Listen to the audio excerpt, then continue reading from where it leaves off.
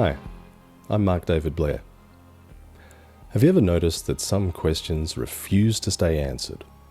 You think you've reached a conclusion, you think you've found the explanation, and then something shifts.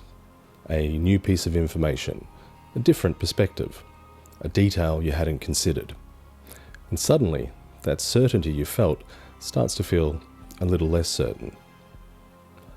I found myself coming back to stories like that. Not because they prove anything, not because they confirm some belief, but because they sit right at the edge of what we think we know. And sometimes those edges are interesting places to spend a little time. This is one of those stories. I've always thought the horizon looks solid, like a destination you could eventually reach if you kept moving toward it long enough. But it just adjusts, quietly, constantly, always just beyond you. In November 2004, off the coast of Southern California, a US Navy carrier strike group was conducting routine training operations. Launch, recover, refuel, repeat. Structure, procedure, predictability. Business as usual. For several days before the encounter, radar operators had been tracking something unusual. Objects appearing at around 80,000 feet altitude, rapidly descending, sometimes in seconds, then stopping. Not falling, not drifting, just holding position at around 20,000 feet. The operators followed protocols. They checked the system, recalibrated, verified the returns, because equipment fails, interpretation fails. These explanations might make sense, but the returns continued. On the 14th of November, two FA-18F Super Hornets were redirected from their training exercise. A standard intercept. Identify the contact, confirm visually, report back. Nothing about the request suggested anything unusual. It was routine. When they reached the coordinates, the sky was clear. No aircraft, no visible anomaly. But the ocean wasn't clear. Below them, a disturbance in the water. A circular churning, white foam breaking against the deep blue. Too symmetrical to be random, too contained to be weather. As if something large had just moved beneath the surface. And above that disturbance, something else. A white object, approximately 12 meters long, smooth, seamless, no wings, no control surfaces, no visible propulsion. It wasn't hovering in a way they recognized, and yet it held position.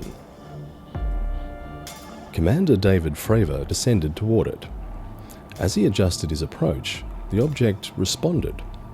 Not randomly, not drifting, it mirrored him, matching his movements, holding distance, two paths interacting, one governed by known physics, the other offering no clear indication of how it moved at all. And then it accelerated. No build-up, no transition, it simply departed. One moment present, the next, gone. Seconds later, radar confirmed a new contact. The object had reappeared at the pilot's original patrol point some 90 kilometers away in moments. The return was clear, stable, until it disappeared again. The pilots flew to the location. Nothing. No disturbance, no visual contact. Just the sky, the ocean, and the horizon.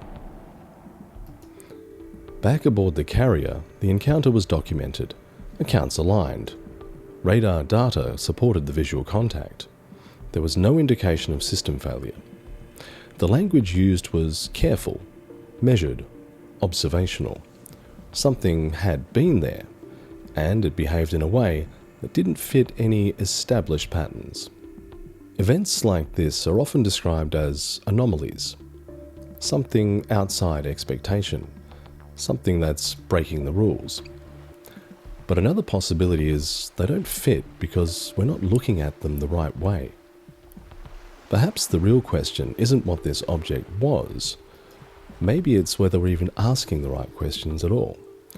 Because when we say something like, it defies physics, what we really mean is it defies our current understanding of physics. And history has a way of reminding us that our understanding changes. So maybe it's not breaking the rules. Maybe we're just working from an incomplete rulebook. And if that's true, then what we're looking at isn't just a change in the sky. It's a glimpse of something we don't yet understand. And maybe that's why stories like this continue to attract attention more than 20 years later. Not because everyone agrees on what happened, quite the opposite. People look at the same event and arrive at very different conclusions. Some see evidence, some see misinterpretation, some see unanswerable questions.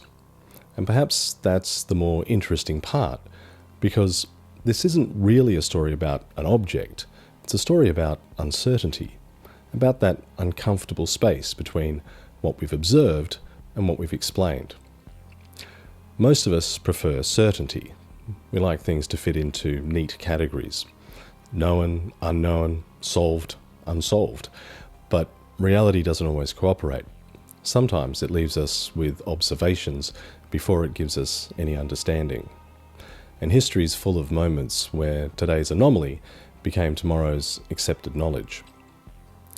That doesn't mean every mystery has an extraordinary explanation, but it does mean that curiosity remains valuable, especially when certainty arrives too quickly. I'd be interested to hear what you think. Not necessarily what the object was, but what you think stories like this tell us about the way we understand the world. Do they reveal something weird in the sky, or do they reveal something about the limits of our own perception? Let me know in the comments. And if you enjoy exploring ideas, anomalies, and questions that sit just beyond the edge of what we currently understand, I'd love to have you along for the journey. Thanks for watching. I'll see you in the next one.